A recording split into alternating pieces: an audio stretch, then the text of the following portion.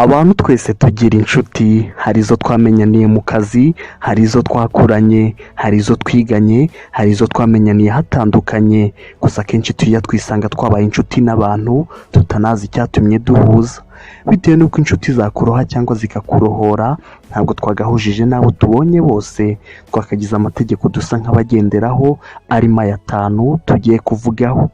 Ndisenga Robert Berarime, mbahaye ikaze muri Menya Byose uyu munsi.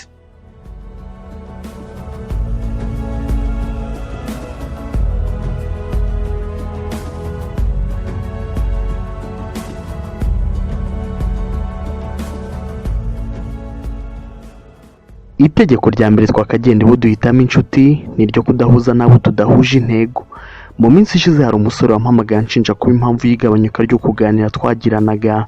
Ibi byatewe n'uko nahoraga mbona ibiganiro byari ukuvugavuga ku bakobwa, ubujajwa n'ibindi biganiro bidafite epfo na ruguru, nuko mpitamo kureka kuganira nawe kuko ubwoko bw'ibiganiro nari mfite budafitanye isano n'ibyo biganiro yihoreragamo. Nibyo nawe ibintu ubikora ntuzabura ababikwangira, gusa none sinzi impamvu wakomeza gukomezanya no gusubiza inyuma, sinzi impamvu wakomezanya n'utazigera guha inama n'akanyabugabo mu byo urimo. Bana nabo muhuje intego, huza n'abanyamurava niba uri umunyamurava, niba uri umunyabugambo uzabona abanyabugambo muhuza, mbese uharanire kubana nabo muhuje intego. Itegeko rya kabiri twakagendeyeho ni uko byaba byiza kuba wenyine aho kubana n'inshuti mbi. Mu by'ukuri kuba wenyine si byiza, kudahuza n'abandi si byiza, ariko nanone aho guhuza n'abamungu wowe ari we byarutwa rwose no kwibera wenyine.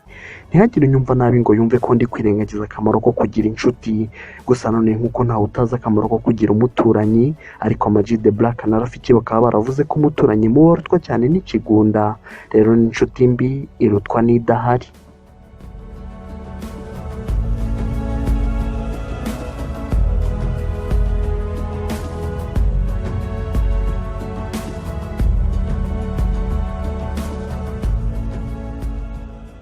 Itegeko rya gatatu twakagendeyeho ni iryo kudahuza n'abadafite icyo batwungura mu buzima. Imana inshuti yaguha yaza mu buryo butandukanye, hari izaziguha igitabo mboneho nanashimire Robert Mutabazi wakimpaye, hari izaguha ibitekerezo, hari izagufasha kumenya uwo uri we, hari izakugira inama, hari izakugoboka mu makuba, hari izakungura ubumenyi, hari izaguha amakuru, mbese ni byinshi inshuti yagufasha. Ivuga ko inshuti zakabayeho zifashanya, nibyo kuko mu mibanire kiba kirimo ari nko kwitanga ukiha abandi, bikavuga ko bagomba kugira ibyo bagufasha nawe kandi ukabigenza uko. Itegeko rya kane twakagendeyeho duhitamo inshuti niyo twibutsa ko tuba nk'abo tubana. Ntabwo wagendana udafite iyo ajya nurangiza ngo uvuge ko uzigera ugira iyo ugera. Izo nkoramutima zawe muhora muganira, ibyo muganira nibyo bizagena ejo hawe. Ibitekerezo by'izo nshuti bizakubaka cyangwa bigusenye, kimwe nk'uko iyo nemera gukomeza kuganira na wa musore w'ubujajwa n'ubugambeje ejo mu gitondo none kwisanga ameze nkawe, rero bitewe n'uko ejo hawe hashaka, gumana izo nshuti cyangwa ushaka izindi. Itegeko rya gatanu twakagendeyeho duhitamo inshuti ni iryo kutabana n'abakene mu mitekerereze. Inshuti yakakubaye hafi iguha umuhati, bitekereza inama, mbese ikagufasha muri buri kimwe cyose, gusa umukene mu mitekerereze aba ari aho haganya, akakubwira ko bitakunda aticira birarura, bikavuga ko umukene mu mitekerereze we ubwe ari igisitaza. Sinzi impamvu wakwikurura ibisitaza kandi uguhitamo kuko uri mu biganza. Hitamo inshuti zaguha akanyabugabo, naho yiguca intege uyireke. Sinateguye iki kiganiro ngambiriye guca ubucuti bwa bamwe, nagiteguriye kwerekana ukuri. Amahitamo n'ayawe, gusa uku ni ukuri.